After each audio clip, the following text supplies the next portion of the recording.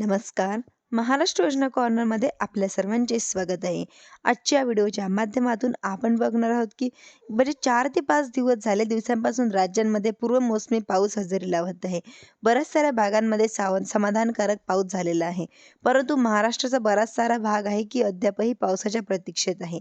गेल्या 2-3 दिवसांपासून म्हणजे की कसं राहणार आहे या संदर्भातील अपडेट आपण आजच्या व्हिडिओमध्ये बघणार आहोत की हवामान विभागाच्या माध्यमातून अधिकृतपणे मान्सूनची जी काही वाटचाल आहे ती वाटचालीमध्ये आपण पाहिलं होतं की कोकण आणि दक्षिण मध्य महाराष्ट्रामध्ये मान्सून सक्रिय झाल्याने हे अपडेट आपण बघत आहोत की सांगली, सातारा, कोल्हापूर, सोलापूरचा दक्षिणेकडील आणि पूर्वेकडील भाग, धाराशिवचा काही भाग, याचप्रमाणे अहिल्यानगरचा काही भाग, पुणे जिल्हा आणि मान्सून ॲक्टिव्ह झाल्याचं सांगण्यात आलेलं आहे.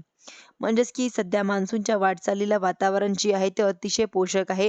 बऱ्याच साऱ्या वेदर सिस्टम सध्या ॲक्टिवेट आहेत. याचबरोबर आपण जर पाहिलं तर रत्नागिरी, गोवा किंवा उत्तर कर्नाटकच्या सीमालगतच्या भागांमध्ये एक अप्पर एअर सायकोलॉजिकल सर्क्युलेशन तयार झालेलं आहे, ज्यांच्यामध्ये मोठ्या प्रमाणात मान्सूनच्या साठी होऊ शकते. पुढील 2 दिवसांमध्ये मान्सून महाराष्ट्रामध्ये मोठ्या प्रमाणात शिरकाव करण्याची शक्यता आहे. आगेकूनच अशी पुढे सुरू राहणार आहे आणि महाराष्ट्रामध्ये पालघर, नाशिक, जळगाव, धुळे, नंदुरबार, बुलढाणा, छत्रपती संभाजीनगर, जालना, उत्तरेकडील भाग आहे. हे अकोला, अमरावती आणि भागांमध्ये अतिशय पावसाची प्रतीक्षा आहे. आणखीनच या भागांमध्ये 2 ते 3 दिवस पावसाची वाट पाहावी लागणार आहे.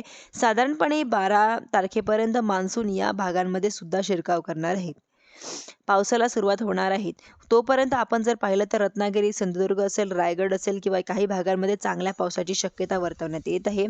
या व्यतिरिक्त सांगली, सातारा, कोल्हापूर याप्रमाणे पुणे, अहिल्यानगर, दक्षिण आणि पूर्वेकडील भाग हा धाराशिव, सोलापूर याचप्रमाणे नांदेड, हिंगोली असेल किंवा लातूर असेल या भागांमध्ये मध्यम स्वरूपाचा पाऊस होण्याची शक्यता वर्तवण्यात आलेली आहे. आणि विदर्भामध्ये आता मान्सून पूर्णपणे सक्रिय होणार आहे. विदर्भामध्ये चांगल्या पावसाची शक्यता वर्तवण्यात आलेल्या आहेत. साधारणपणे 11 तारखेपासूनच पावसात थोडी वाढ होईल आणि 11 आणि 12 तारखेमध्ये विदर्भला पूर्व विदर्भ होणार आहे. पश्चिम विदर्भ या दोन्ही भागांमध्ये पावसाचा ऑरेंज अलर्ट देण्यात आलेला आहे.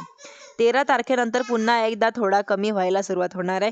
16 तारखेपासून पावसाचा थोडा खंड देखील राहण्याची शक्यता येणार आहे. आणि या संदर्भातील पुढे अपडेट आपण काही आजच्या व्हिडिओच्या माध्यमातून घेणार आहोत. अशाच नवीन अपडेटसाठी माझ्या चॅनलला सबस्क्राईब करायला विसरू नका.